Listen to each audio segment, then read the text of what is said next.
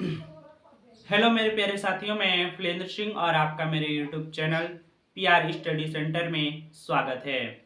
दोस्तों, इस वीडियो के माध्यम से आज आप लोग देखेंगे किस प्रकार से हम सीटेट पेपर फर्स्ट की तैयारी करें। दोस्तों, वीडियो में आगे बढ़ने से पहले यदि आपने हमारे वीडियो को अभी तक लाइक नहीं किया है तो वीडियो को लाइक कर लीजिए, साथ ही साथ चैनल को सब्सक्राइब भी कर लीजिए।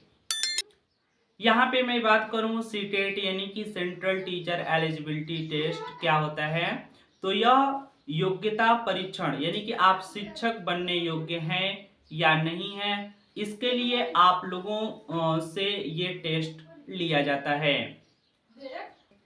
तो चलिए देख लेते हैं किस प्रकार से हम सीटेट में अच्छा से अच्छा अंक प्राप्त कर सकते हैं। किसी भी एग्जाम में अच्छा अंक प्राप्त करने के लिए उसके सिलेबस को जानना अनिवार्य होता है। तो चलिए हम सिलेबस के बारे में डिस्कस कर लेते हैं। यहाँ पे जो बाल विकास यानी कि सीडीपी जो है वह 30 अंक का होता है। इसके बाद में गणित भी 30 अंक का होता है।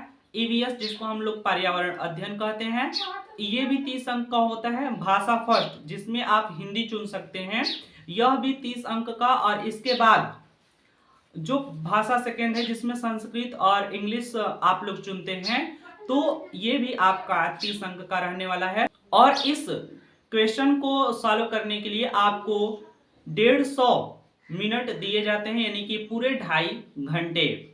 तो चलिए देख लेते हैं किस प्रकार से हम लोग तैयारी करेंगे सीडीपी की। सीडीपी की तैयारी करने के लिए आप लोगों को सीडीपी की बुक जो कि सीडीपी बाई सचिन सर की है, वो आप लोग खरीद लीजिए।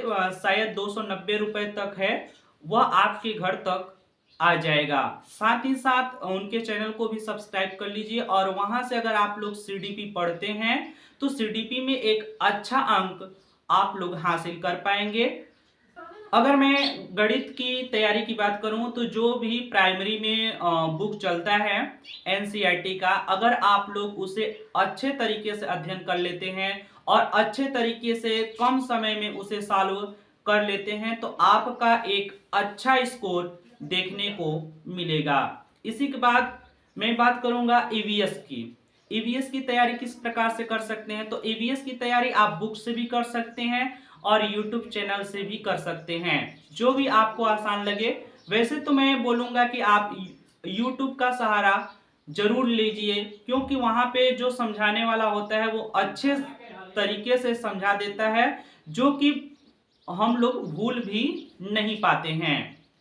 अब आगे मैं बात करूंगा कि भाषा फर्स्ट एंड भाषा सेकेंड। तो भाषा फर्स्ट में जो खंड होता है, 2 खंड होते हैं। एक तो मतलब कि भाषा से ही रिलेटेड होता है और दूसरा जो होता है उसका पेडोलॉजी होता है। ठीक इसी प्रकार से मैथ में भी होता है, एबीएस में भी होता है और सभी में ऐसे ही होता है। तो अगर मैं भाषा की बात करूं तो भाषा में गद्य और पद्य से क्वेश्चन पूछे जाते हैं, जिसका आंसर आप लोग उसी गद्य और पद्य को पढ़कर आसान तरीके से दे सकते हैं। और पेडागोजी के लिए आप किसी एक यूट्यूब का सहारा लीजिए। और अगर मैं यूट्यूबर की बात करूं हिंदी के लिए तो सचिन एकेडमी इज बेस्ट। आप लोग सचिन एकेडमी पर जाकर हिंदी का एक महामैराथन है उसे कर लीजिएगा। आपका हिंदी में भी एकदम अच्छा से अच्छा अंक प्राप्त हो सकता है। ठीक इसी प्रकार से जो भाषा सेकंड है, भाषा सेकंड में आप लोगों को इंग्लिश और संस्कृत दोनों में से आप चुन सकते हैं। और इसमें भी ठीक इसी प्रकार से होता है कि 2 गद्यांश, एक गद्यांश और एक पद्यांश दे दिए जाते हैं। आप लोगों को इसी में से छांटकर उत्तर लिखना होता है। और इसके बाद इसमें पेडागोजी होती है। पेडागोजी के लिए पेडागोजी की तैयारी आप तो यूट्यूब से ही करिए, बेस्ट रहेगा। जितने भी पेडागोजी हैं सीटेट का, ये अगर आप लोग यूट्यूब से करते हैं तो बहुत अगर मैं पेडागोजी की तैयारी की बात करूं तो पेडागोजी की तैयारी आप यूट्यूब से करेंगे तो बेस्ट रहेगा। तो आप लोग अगर इतना कर लेते हैं तो आप सीटेट में पास ही नहीं बल्कि एक अच्छा अंक प्राप्त कर पाएंगे। दोस्तों, मैं यहीं पर इस वीडियो को समाप्त करता हूं। यदि आपने अभी तक इस वीडियो को लाइक नहीं किया है तो लाइक के बटन को दबाकर लाइक कर लीजिए, चैनल सब्सक्राइब कर लीजिए और एक अच्छा सा कमेंट्स जरूर लिख दीजिए। मिलते हैं अगले वीडियो में, तब तक के लिए जय हिंद।